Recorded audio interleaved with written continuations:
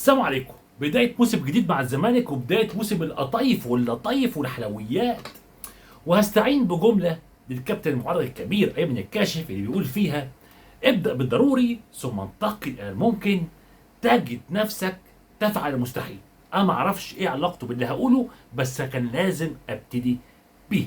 وبدايتنا السنه دي مع الزمالك الصراحه كان نفسي اقول معانا لعيبه جامده وعاملين صفقات تقيله وداخلين بمدرب قوي والدنيا جميله، بس للاسف يعني كان كل سنه بيكون في حاجه كده مبشره، ضوء جاي من وسط الضلمه كده. يعني كنت ممكن مثلا تشوف ايه، في اداره جديده جايه، في مدرب جديد جاي، في لعيبه جديده، في تجربه جديده زي تجربه السنه اللي فاتت بتاعت جون ادوارد. كان في حاجه بتقول ها ممكن نعمل حاجه، بس للاسف يا اخواتي السنه دي داخلين والدنيا ضلمه كحل كحل.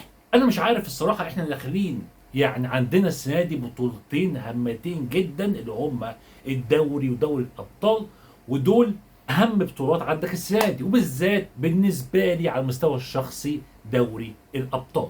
فتعالوا نعيش الاجواء مع بعض شويه ونشوف مين اللي ممكن السنه دي، او التشكيله اللي احنا هنحطها اللي هنكمل بيها. ما هو خلاص خلاص يا بيه، هو بقى عندك حاجه واقعيه مفيش غيرها.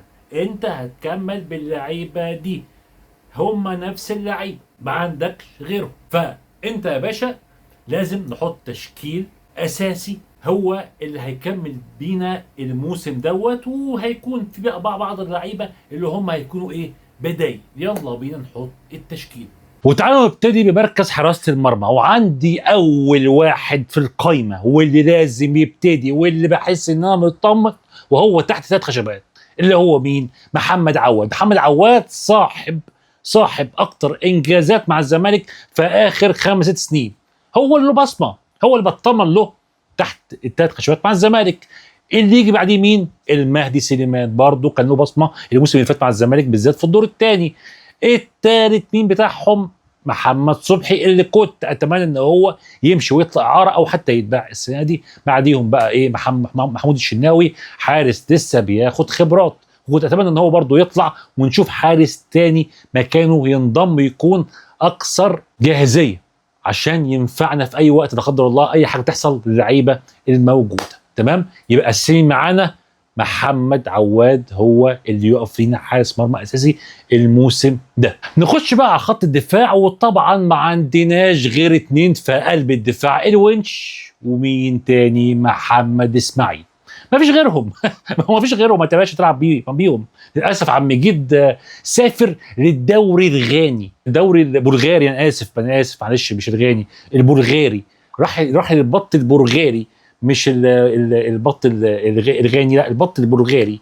هناك راح يلعب هناك، وربنا يوفقه، وان شاء الله هيراجع قريب، يعني هيبدع ان شاء الله معانا من تاني.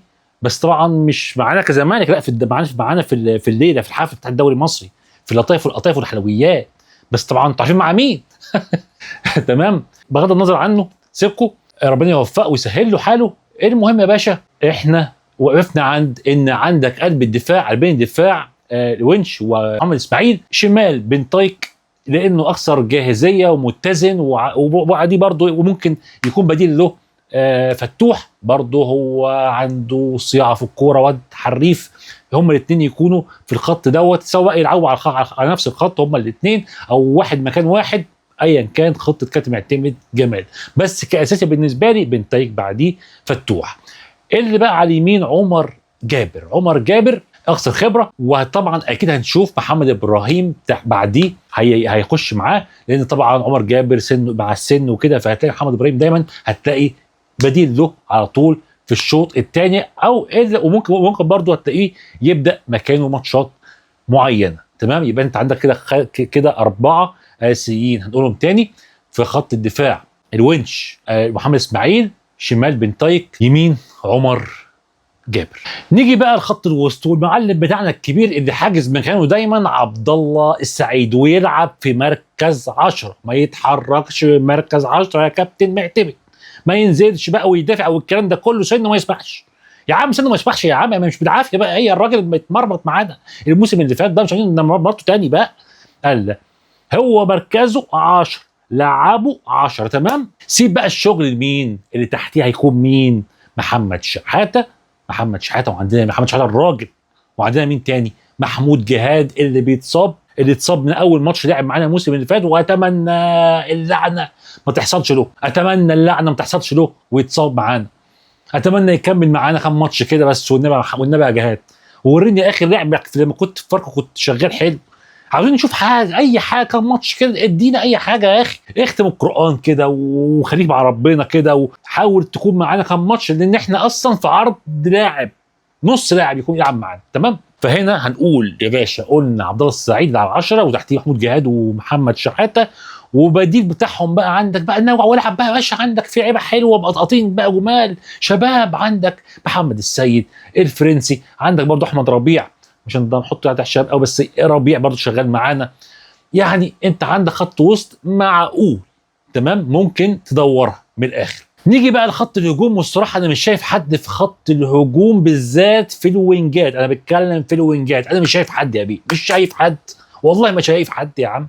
ما هو واحد هربان عندك بزيرة لسه ما جاش، مش عارفين اراضيه فين دوت. واحد تاني مجنون اصلا دماغه عايش في عالم تاني اصلا، اللي هو شيكو بانز، هربانه منه. فانت واحمد شريف لبسها ازاي؟ والله ما انا عارف لبسها ازاي، بس يلا. ما بيقول لك ايه؟ ما صائب قوم عند قوم فوائده، اللي هو ايقاف القيد. ايقاف القيد ده خلى ناس كتير قوي تعيش فيها وتبيت فيها. حظوظ جامده قوي. بس يلا معلش.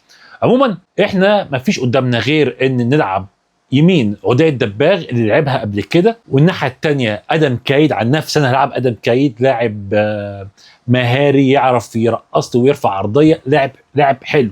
انا لو نفسي عن نفسي العبه شمال. وطبعا البركه بتاعتنا مين؟ ناصر منسي قدام.